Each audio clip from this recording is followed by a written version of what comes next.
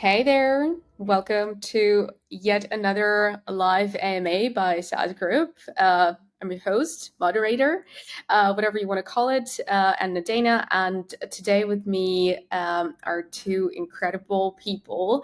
There is Rachel Whitehead, who is Vice President of Marketing at ChartMogul. Great to see you here. Thank you for making the time. And there's Tim Heicks. Tim is I have an inside joke. Tim is my team whenever anyone asks. Our brand's great to see you here as well. And maybe we can start with a bit of longer introductions of who you are and what you do. Rachel, let's start with you. Sure. Thanks, Anna. Happy to be here. I'm Rachel, VP Marketing currently at ChartMogul, which is a subscription analytics platform. I am based in Warsaw over in Poland, so it's nice and sunny out here for me, which is great. Originally from New Zealand, though, that's where my accent comes from. I grew up there and spent my childhood there and have since moved abroad. In terms of what I do at ChartMogul as a VP Marketing, I've spent about the last 10 years or so in B2B SaaS, and most recently with the team there, really looking at how we grow and scale the company, running brand, running content, growth marketing, and product marketing. So sort of a standard VP Marketing role, I think, but with a very, very cool team. So that's me. Okay, thank you so much. Tim, want to continue? Yeah, sure. So yeah, thanks, Anna.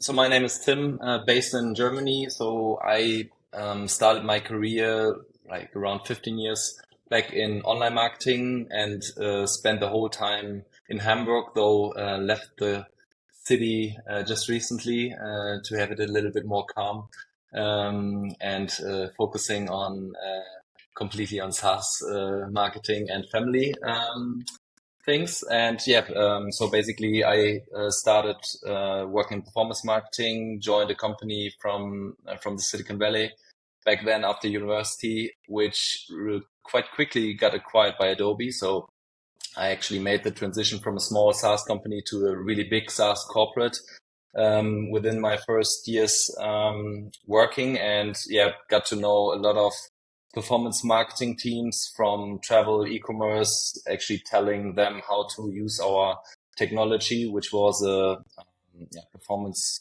or campaign management and optimization tool for Google Ads. We then also pivoted into Facebook ads, where I then got introduced to the gaming industry, spent a few years in gaming doing all kinds of user acquisition, basically on mobile games and browser games. I somehow always had a strong connection to SaaS and loved the tool, even in gaming, that we used to make our marketing more efficient.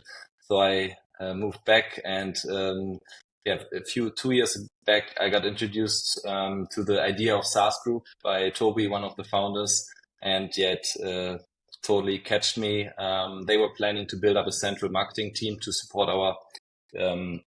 our companies, and since like now 1.5 years working together with Julian, my co-CMO at SaaS Group, providing our brands, how we call our companies, with support, marketing execution, or just advice. And so we try to build a platform of these companies, of the marketers, that they can exchange with each other and leverage on quick wins, on opportunities that others already experienced, or that they just share failures and mistakes, that not everyone does the same mistake again and again. Awesome. Thank you. Well, so much experience, brain in the same room. Let's say, so great to see you here. And Rachel, I just going to come back to you a little bit and say that the entire SaaS group, all the marketers and our M&A team, we deeply enjoy everything that you put out on LinkedIn, every chart you have out there, we're absolutely in love with. So thank you for what you're doing. Going back to your charts, let's clear that out. One of them said that median growth rate for growth stage SaaS companies has dropped from 42% in 2020 to 27 today.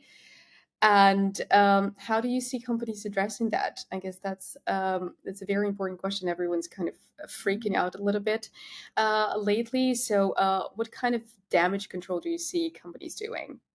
Yeah, great question. And unfortunately for us in marketing, I think it's been a freak out that's lasted a couple of years at this stage, because we had, the initial COVID wobbles where everyone was wondering what was going to happen, followed by a period of awesome growth. And then obviously the last sort of 8 quarters or so haven't been great across the industry. And so, yeah, we've definitely seen growth rate drops. And I think a lot of that obviously has got to do with external market conditions. And a lot of B2B SaaS companies got a lot of our growth through new customer acquisition, but there's just been less people out there looking to buy solutions, or at least, less risks being taken, or less experiments with new platforms and solutions. And so that's certainly, I think, a big part of the reason why we've seen that growth rate drop. I think a lot of the reaction, at least in marketing, has certainly been, looking at obviously cutting costs, and in a similar way that a lot of our customers were perhaps, slower to make purchasing decisions. I think also as marketers, we've been having exactly the same reaction. And so,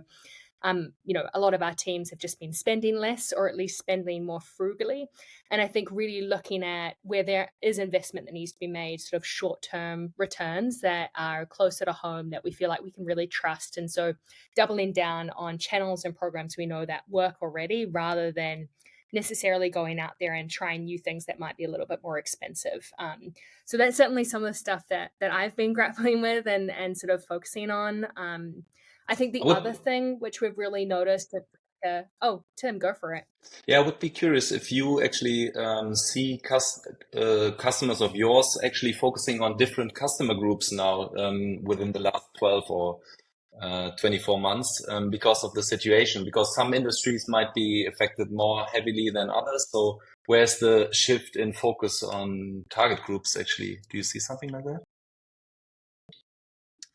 To be honest, not really. I think like more recently, the last 8 quarters or so has been fairly universal in terms of the pain across industries. In 2020, it was a little different. Some segments were hit harder than others, but I think it has been somewhat universal. I think if anything, what we've seen amongst our customer base and also just peers out there in the world has been a refinement of who is your actual ideal customer profile.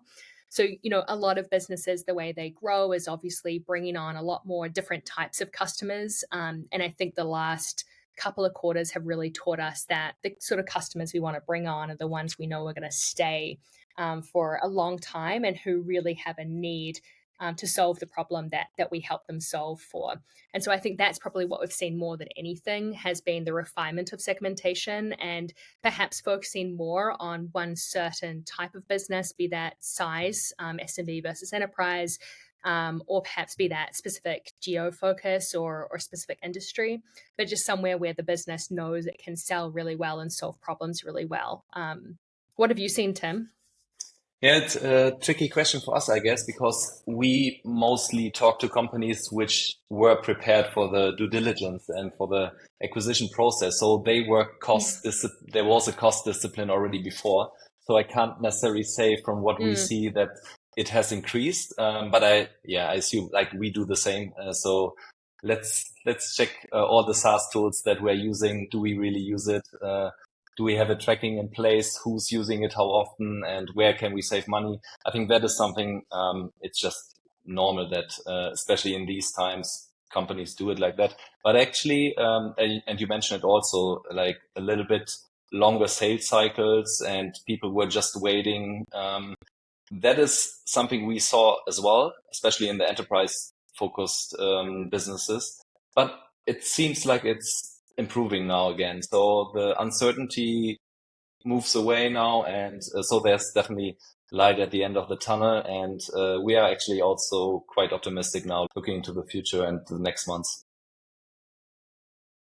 Yeah, definitely. I mean, I think like the data shows it. So we released our latest SaaS growth report a couple of weeks ago, and in there we can see the light at the end of the tunnel, where we see growth rates starting to pick up again across certain segments. And obviously the jury's still out. We don't know whether we'll get back to where we were pre sort of financial troubles or whether it will, take a little longer to build once again. But certainly, I think across the industry, we're seeing the numbers bounce up again.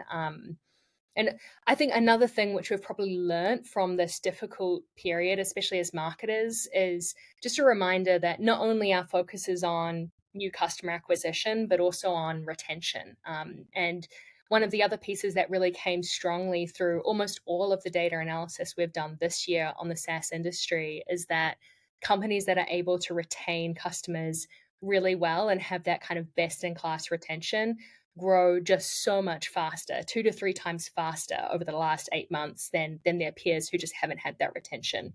And so thinking about marketing's role in customer education, in use case adoption, positioning and messaging, and also really around driving advocacy, I think that's another thing we've seen change a lot, whereas previously maybe it was sort of an afterthought or a program maybe left more to customer success. I think now marketing's really seen its impact not just at the top of the funnel but across the entire go-to-market approach. Is that something that you've seen as well, Tim? Because I know that you've got so many different companies that you work with across the spectrum. No, definitely. I mean, it's obviously those companies having retention under control, they outperform. But I guess it's the same for every part of the business. So if you have your marketing outperforming your competitors, then as well, basically, you are probably also moving faster forward. Though retention rates is something easily to spot, and therefore, I guess sticky companies will definitely outperform the market. But yeah, I mean that's a big task for all of us. How can we get our product in that segment? Yeah, completely. Yeah, absolutely. Retention has been such a spicy topic lately. I've been listening to many, many opinions on the podcast, very different. Anyway, there is a follow-up question. This is the one. So what kind of mistakes do you see marketers do, and especially well, since we're talking about SaaS, right? In B2B SaaS, and especially in small teams, like where maybe there is not necessarily a marketer in place. Maybe there is the founder and a couple more people, and not a dedicated person that necessarily knows what to do. Yeah, it's really easy to make mistakes, and I think like the whole point, as Tim actually said in his intro, is like trying to avoid making the same mistakes that other people have made already. So yeah, really good question. And unfortunately, no matter what, there are going to be mistakes made, and that's kind of part of it. So I think, one thing is just to make sure you have clarity on what activities you're doing, what outcomes you're expecting, and when those things don't happen, just spending a little bit of time to ask the question, what have we learned from this? There's a couple of things I see, like some maybe more strategic than others. Probably a pet peeve of mine, and maybe Tim, you as well, I'm not sure, but is, in the early days, having like a very, almost like too much of a focus on trying to replicate existing sort of branding or marketing that's out there. So oftentimes, and I've worked with kind of smaller startups in the past as well on a consulting basis as well, we're looking at, we want to be the Uber of this, or we want to look like Apple, look at their website. That's what we want to be like. If we want to grow really fast, we have to copy what Tesla does. And it's really easy to get focused on like very hyped up consumer brands and try to draw influence from that. But I think it's a really easy mistake to make, because great marketing looks different depending on the audience. And as a founder, Apple probably has really great marketing for you as a target audience. And there's a reason why that resonates. And so I definitely think in the early days, just taking a step back to speak to 10 people who represent the sort of people you want to be purchasing your software, and asking them a whole lot of questions around what they like, what other branding they like, what other marketing they like, what events they go to, what books they read, just to get a better understanding around where you may uniquely sit and what sort of tactics, or at least what sort of approach you want to take that's going to be unique and different. So I'll get off my tower on that one, because it's just a common one that pops up pretty often. Yeah. I totally agree. Tim, what about you? We had an opportunity to go. deeper into a few brands. So I totally agree with that. And you mentioned like focusing on big B2C or consumer brands, but it's not only that, but also focusing on similar brands or companies which have a different investment set. Like VC-backed companies can do different marketing approach than if you want to bootstrap. So you might see all the shiny LinkedIn ads and Google ads of your competitors, but if they are VC backed and you are not, then it doesn't make sense to replicate their strategy on that side. And you mentioned it also before. We see sometimes companies, and I mean, I have done the mistake myself before, like trusting too much on agencies and what they present. I mean, they want to sell their services. And we had one incident where an agency was super proud showing us that the organic visits have like made it to a new record. And like, if I wouldn't be in marketing and I wouldn't have probably spent the time in gaming where we had a lot of partners that try to trick us, I might have bought it. But in the end, when looking into the data, it turned out that there was just one post, which was actually because Instagram feed was not working in the Instagram app. And we, for some reason, were ranking for a post for that keyword, and our traffic just totally spiked. And it had nothing to do with the work of the agency, but they were selling it as they did the best job. And I think that's really easy to step into these mistakes, especially in the early beginning when you don't have the experience. You might be a technical founder and you don't know exactly what is presented and what is behind it. So really get a feeling not only for the whole funnel and try to be as skeptical, I would say, as possible. Though, it's a fine line between asking too much or getting too critical on everything the agency does versus actually just buying everything. So I think that's something we saw quite often. Yeah, that's such a great point. And I think it's so easy to kind of think that you can outsource the problem and outsource the solution. But I think especially in the early days, an agency or external contractors are only as good as what you feed them. And you can't say, okay, here's a couple of $1,000, go generate me a bunch of business through Google Ads or something. If they don't have that context, then it's not really going to be useful at all. And so you want to balance between what you as a founder bring to the table. So if you are very analytical, like you were saying, Tim, and you can really dig into what's working, what's not working, then great. I definitely would also say that, if you've founded a company, then just look at what you can do around marketing. And I think that's a huge part of the puzzle piece. So going out there and evangelizing yourself. There's so many free opportunities available these days.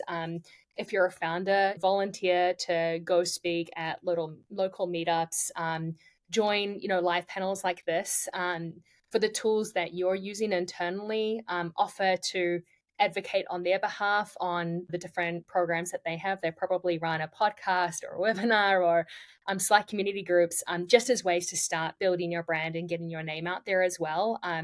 Not everything has to happen through an agency. You have a lot more power as well just to go out there and start getting some of those opportunities for free as well. That's a great point, and there are super great and affordable tools that help you doing that. So we have companies that do social listening from day one on, and they screen the web, Quora, LinkedIn, Twitter, Reddit, where people talk about a problem that the SaaS solution might be a potential fit. And just go there as a founder or as a marketer and participate in those discussions. I mean, you can always say, yeah, I'm a bit biased, I'm working for that company, but you get so much traction in the right audience from people that are really potential customers. So these $50 per month or $25, what you need to pay for that, are totally worth it. And so I can give one example. So we use Siften for it. It's a great tool. Michael, the founder, is an awesome guy, and but there are many other tools like that as well. So definitely not a hack, but I would say an advice. And it's not really a mistake not doing it, but it might be a missed opportunity. Yeah, big Absolutely. But on that point, I was talking to so many founders who were so skeptical about this. They would go like, what difference would it make? Like I don't know, I would engage with a few people and like answer a few tweets and like, but that's just fluff. And I'm like, well, that's so not. It works. Like it's a really good strategy. But since we started talking about tools, we discussed a little bit about strategy, and we mentioned Sifton as a great tool. I use it too. Since we already touched upon a little bit on the strategies that founders especially can use for their marketing, let's go into more tools. Like what tools can bootstrap companies leverage for their growth? There is Sifton that we, for example, at SaaS Group find very useful.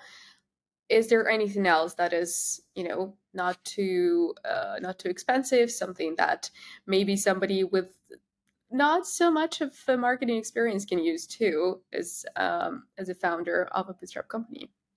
Tim, do you want to start? Okay. That's a tricky question. I guess we can spend 48 hours talking about that.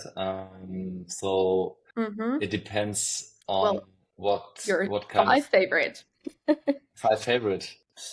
I mean, I would Yeah. always suggest to have the data in place, so that you really can not necessarily calculate a ROAS or ROI of every activity, but you get a feeling what is working and what is not working. So you can probably use some CRM tools for that.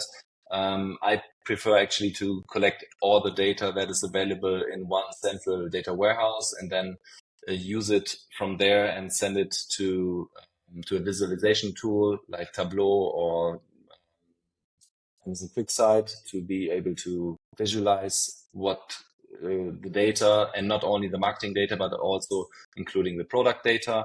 And then from there, you can also share it to Google Ads or any affiliate networks or LinkedIn ads to better optimize those. You probably need it in your email tools, the product data. So I think I would focus in the beginning a lot on getting the data clean, and there are like super cool tools helping them. I mean, Make.com, Zapier, or Pabbly can help you a lot and connect so many tools with each other. The more you go, the more you grow, I guess, the more you need to focus also on a little bit more stable setup, and maybe also a cheaper one. Yeah, one example is if your tool or if your business, if your target group is a community, and it's easy to put them all into kind of one bucket, and they actually maybe know even each other, then it makes sense to look for a community building tool. But that doesn't help you if your customers are completely wild, not really coming from one industry. Then it will be hard to really focus on a community building initiative, and therefore it totally depends what go-to-market approach you choose, what product, what industry, if you focus on inbound, outbound, or product-led growth. Having said that, I hand over, I would say. Rachel, what do you say? Yeah. That's a great answer. Part of the reason why I thought you should go first is I wanted some more time to think about it a little bit, because you're right. I mean, there's so many things out there, and it does depend what you're optimizing for. But assuming in the early days, especially early days of bootstrapping, you're trying to figure out what's working so that then you can make smart decisions around where to double down, and perhaps where to optimize or experiment further. So yeah, definitely down the analytics side, I would start with, there's a suite of tools, ChartMogul included, of course, around sort of where your revenue is coming from, and which segments are really doing the work for you. But then also like all your standard analytics offerings like GA4 now, and some of the other options out there, I think are really good just for understanding where is that traffic coming from, and how is it converting. And I would just say, with your website, obviously at the early days, that is one of the most important pieces of the puzzle. And so making sure that you've got that clear, and you understand where traffic is coming from is really important. Um, Another basic one, not to repeat what Tim said, is some of those other like community sites that already exist out there. So LinkedIn, Quora, I think really great examples. Also like Slack groups and Slack communities that you can be a part of and post in. A lot of founders more recently, especially bootstrapped, have had a lot of success building followings through LinkedIn and evangelizing that way. It's not easy. It definitely takes effort. You can put a price tag on that and it ends up being pretty efficient over time, especially because those communities tend to scale. So I would definitely look at those sorts of tools as well. Yeah, in terms of getting things started. Thank you, Rachel. Yeah, another question that is also kind of like revolting around the early stages, maybe go-to-market strategy, something that a lot of founders are struggling with. So what could be the marketing stack that is required for a good marketing strategy? Like what to prepare? Rachel, maybe let's start with you. In terms of the overall marketing stack, like what Yeah. elements do? Yeah. Yeah. Well, so I mean, I would say the backbone is always some sort of database, essentially. And there's lots of different ways you can approach that depending on how much money you want to spend. But you essentially need a place where you're going to put all of your information about the people who are engaging with your platform. So here at ChartMogul, we use Segment as our sort of customer data platform. In the past, I've definitely used automation platforms. There's a bunch of free ones out there if you're a smaller scale. But that's sort of how I would build it to start with, is use that as the backbone. And then my preference is to look at individual point solutions that are really good.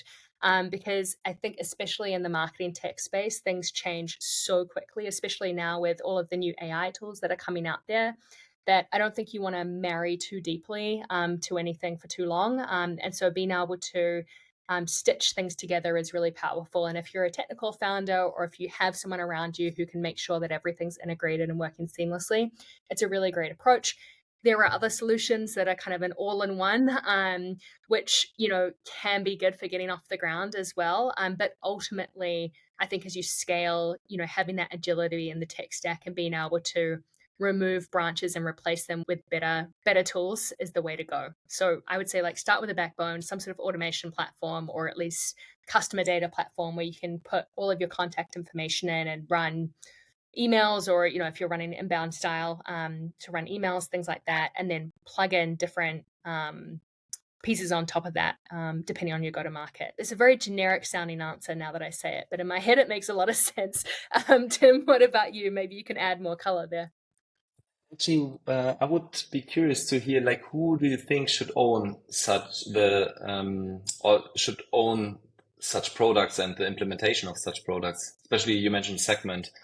Is it something that marketing should push into the product and the company, or is it who does the decision and then also the implementation and all that stuff?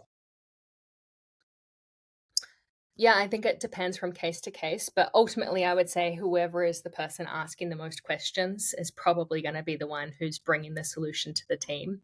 But ultimately it has to be implementation across. So, it never works, especially for marketing and sales tools, when you have one person really pushing it and everyone else pushing against it, because the success of these tools is everyone being able to look at it together. And so, yeah, I would imagine that most of the time it would start with whoever's asking the most questions, and then pretty quickly the rest of the company coming on board. In my experience, that's often been marketing, because, in order to make decisions about how, or at least how we're going to tactically grow, and also the bigger, more strategic piece about what we want that growth to look like in terms of which segments do we want to grow in, by how much, by when, you need answers to those decisions in order to make a marketing strategy. And so in my experience, it's oftentimes marketing kicking it off, but with really close connection with sales or revenue ops, if you're lucky enough to have them. That's what I've seen work best in the past. Yeah, cool. Tim, what about you? It really depends. And there might even be, so we see companies that are growing like crazy, even without a tool like Segment or being able to see where visits are coming from. They have a totally different marketing approach and go-to-market approach. So obviously, therefore, they don't need something like that. So really understand your target group, your ICP, your go-to-market strategy, or think about it. And then based on that decision, you can think, do I need a CRM? Do I need a CRM now, or do I need a CRM in 2 years when I have reached X amount of customers or leads? And that really don't copy the tech stack of any other. It's kind of the similar answer to how to approach marketing. It's the same for the tech stack. Don't focus on the tech stack of other companies. Think about how do you want to approach it. And if you are a founder that can go out and make a lot of personal branding advertising, which works, especially up to a certain size, then stop focusing on all the other stuff and do what you are strong, where you see yourself strong in. And therefore, there's no one answer to that question, I would say. It depends. It's our favorite favorite answer in the industry. Right. Okay. Well, we've got another question. What are the key metrics to track for founders at different stages of growth? So, you got your CRM, you got your marketing going. So, what are we tracking? If let's start with the very early stages, maybe. Tim, do you want to start? Yeah, I mean, in the beginning, start with the easy ones, and you have the chance to talk to all your customers, all your signups. So basically focus on leads, signups. I mean, you can look at traffic, but it doesn't tell you much. You rather are in a stage where you are interested in qualitative feedback of your customers. Therefore, obviously, the typical SaaS KPIs matter, but on the marketing side, I wouldn't bother too much about all the nitty-gritty details. When you make it to a certain MRR and you really want to double down on marketing and you want to not being dependent on your personal relationships to customers and prospects, then I guess it makes sense to set up a report that not only shows leads and signups, but also maybe micro conversions. So what happens before?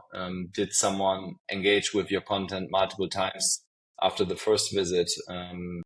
Or do you see an interesting audience in your followers on LinkedIn or what you post? Like check the followers, who's actually engaging with your with your messages. And then also a lot going after the sign up. So do you see retention in the trial? Like how's your retention in the trial? Do you see any other engagement metrics that you can use to judge your pipeline at a scale?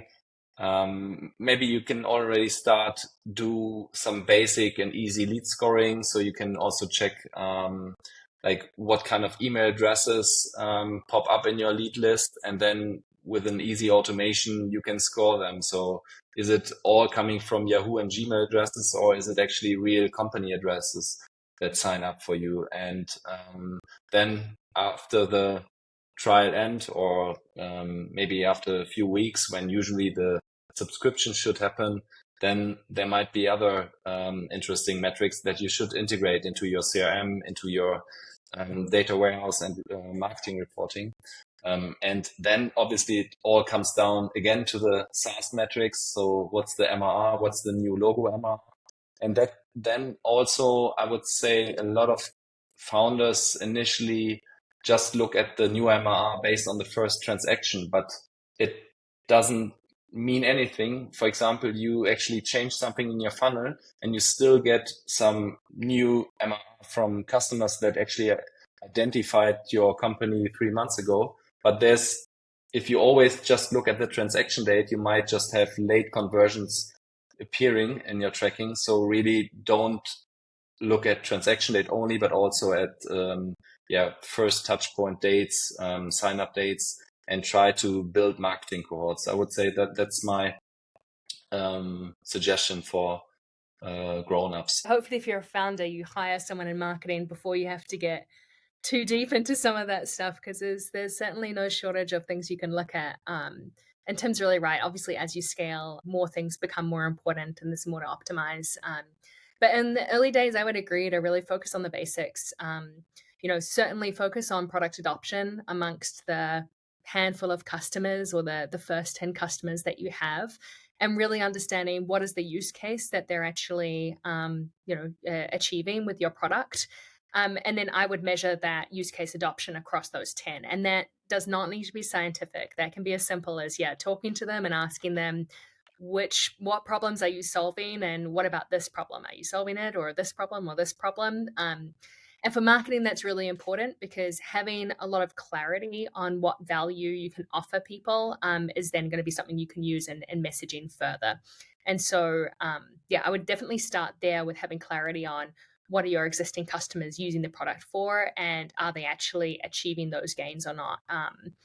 Important for product market fit, of course. As you scale, I think, traffic and how that converts through into customers becomes more and more important. And I think Tim's given a lot of context around that. I'm a big fan of looking at traffic. I know that it's, maybe not the most direct way, but I like to look at traffic and I like to look at pipeline. And I feel like so long as I'm balancing between those two things, it's probably in a good place. For a lot of companies that are, have more of a product-led style go-to-market, pipeline might not be so relevant. So you might just want to look at, free trials or new customers that are coming through and activating. But if you do have some sort of sales led approach as well, I think pipeline is really, really powerful, because that's showing you the potential value of all that you've captured. And as you start to grow, that gives you insight into, do you need to grow a sales team? How can you increase your win rates? Is competition starting to mess with your funnel? So you can get a lot from just kind of looking at that. One other metric I really like to look at in the kind of growth scaling stage is what I would call like ICP fit in your leads coming through. So I agree with Tim, like lead scoring is great. It's kind of painful to set up. And there's a lot of other solutions out there that can do this for you. You can spend a lot of money on different lead scoring and lead enrichment tools out there.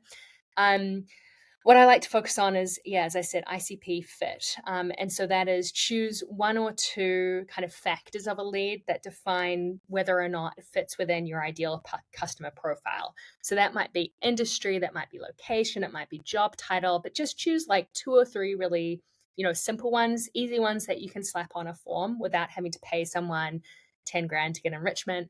And then look at, okay, of your new leads or of your new customers that came through in the last month, what proportion of them were ICP fit and what weren't? And I think that also gives you a lot of feedback about whether or not your message is resonating with the companies you're trying to sell to, which is a great feedback loop for marketing.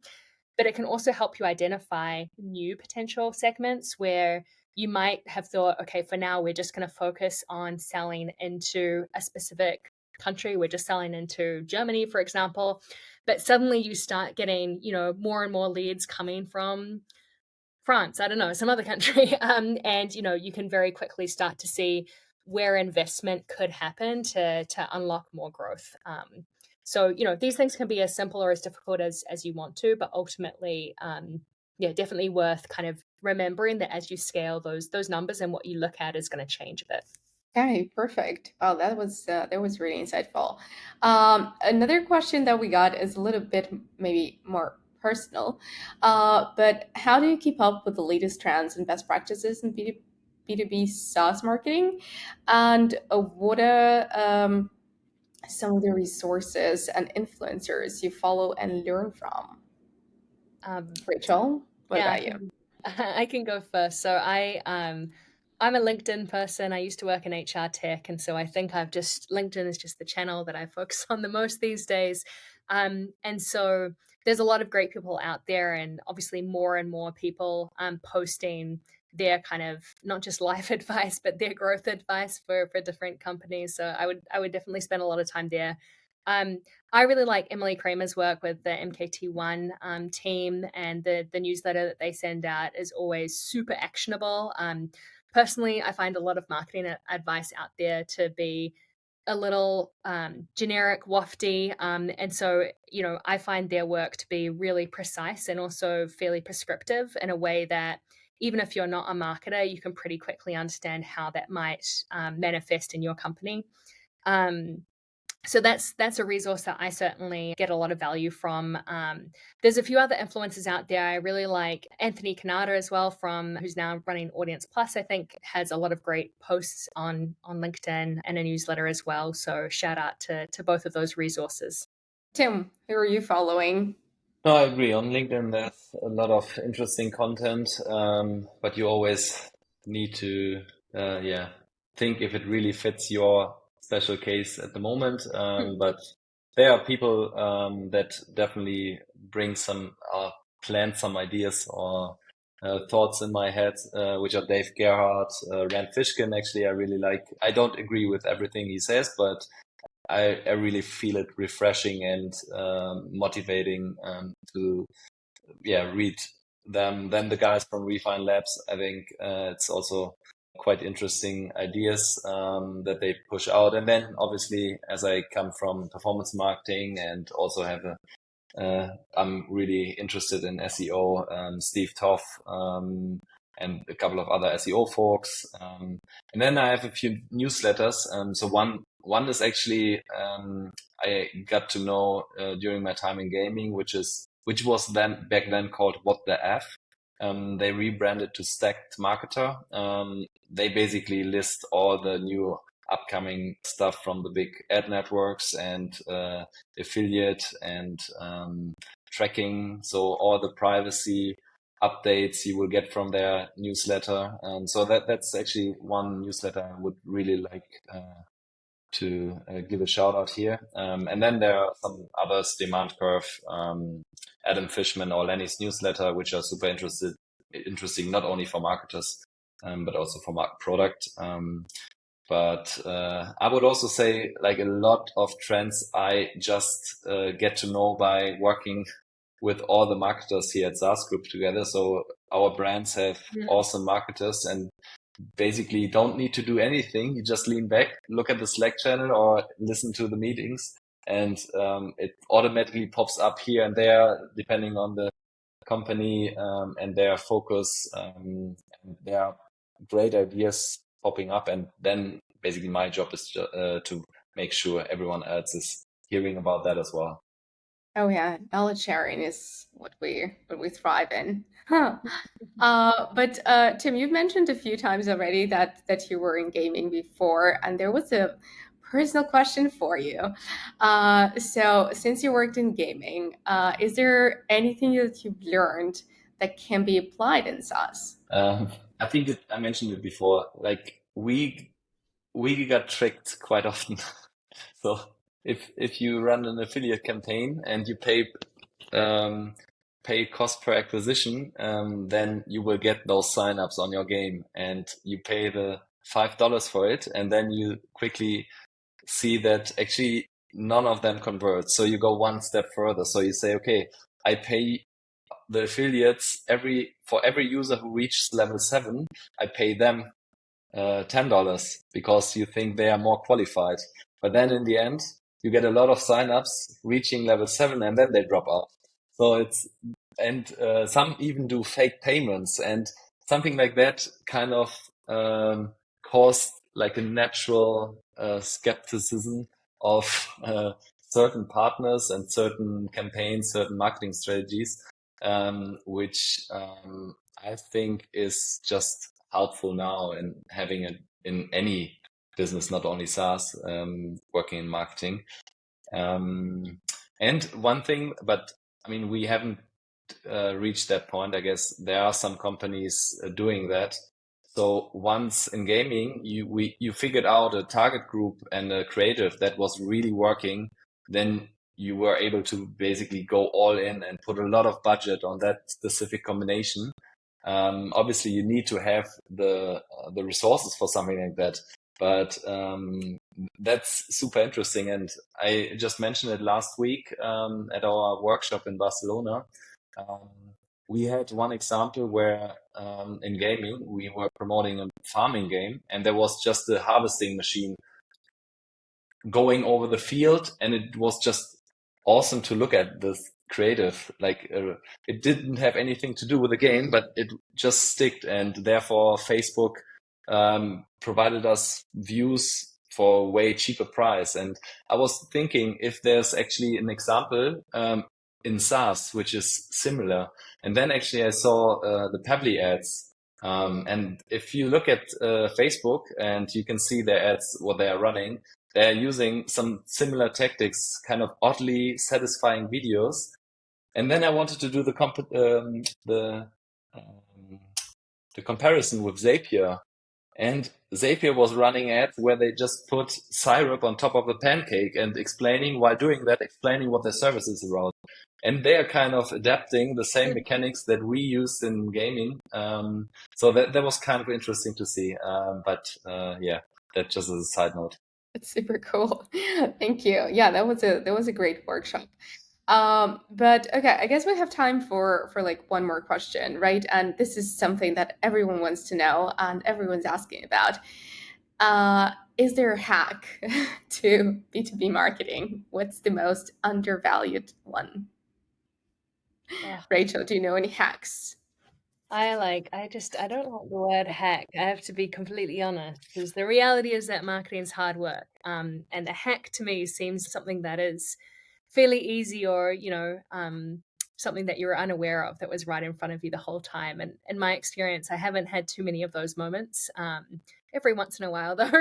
But I don't know. I would say probably two hacks, or at least two things that I would prioritize. Is firstly, like, focus. So too many times, founders, early stage employees, marketers try to do everything at once. And the reality is, A, you don't need to do everything at once, because everything's not going to work. It's only some things that will work.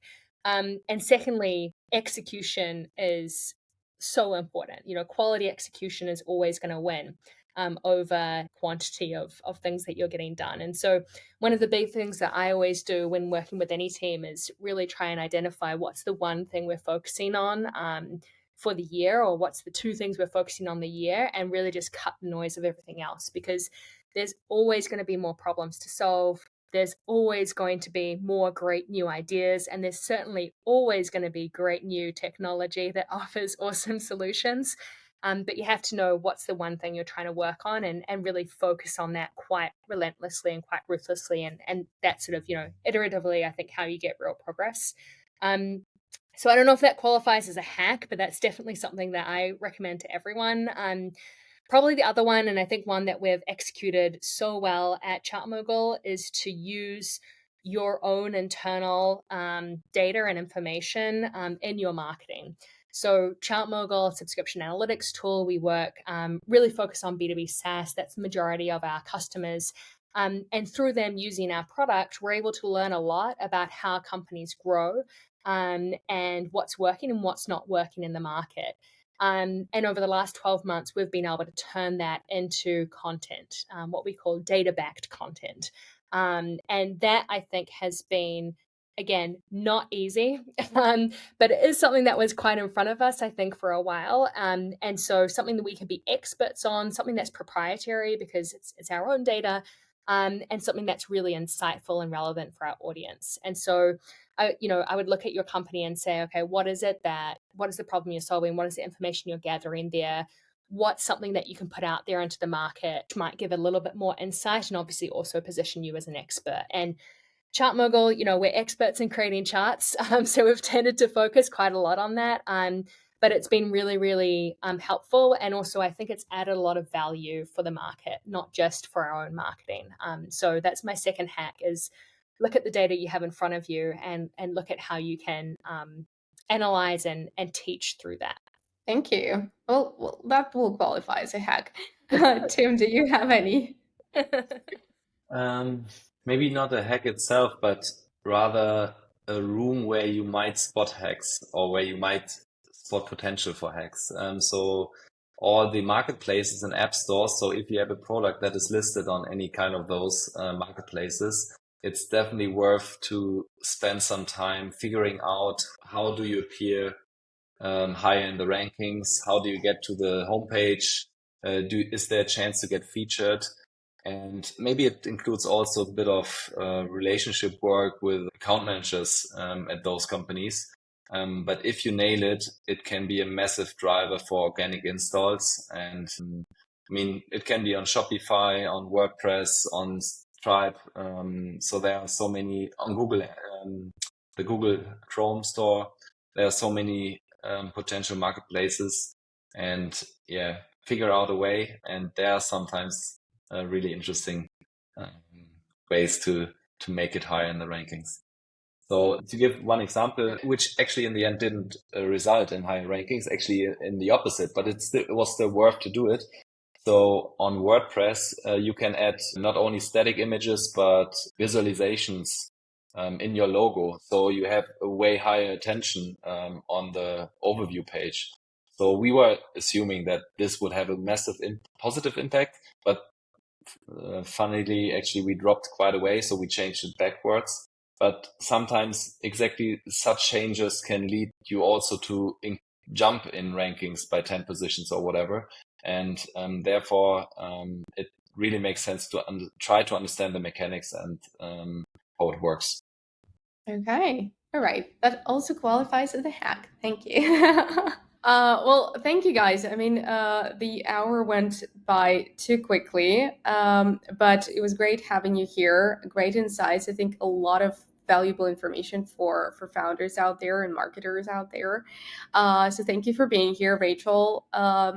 Thank you for making the time. It was great meeting with you and Tim, of course. So yeah. Thanks again. This will be on YouTube. This will be on LinkedIn again. I will do shorts, so you'll see yourself a lot on social media. But yeah, and let's do it again sometime. Thanks, Anna. Thanks, Tim. Thanks, everyone. See you, Rachel. Thanks. Bye. Thank you.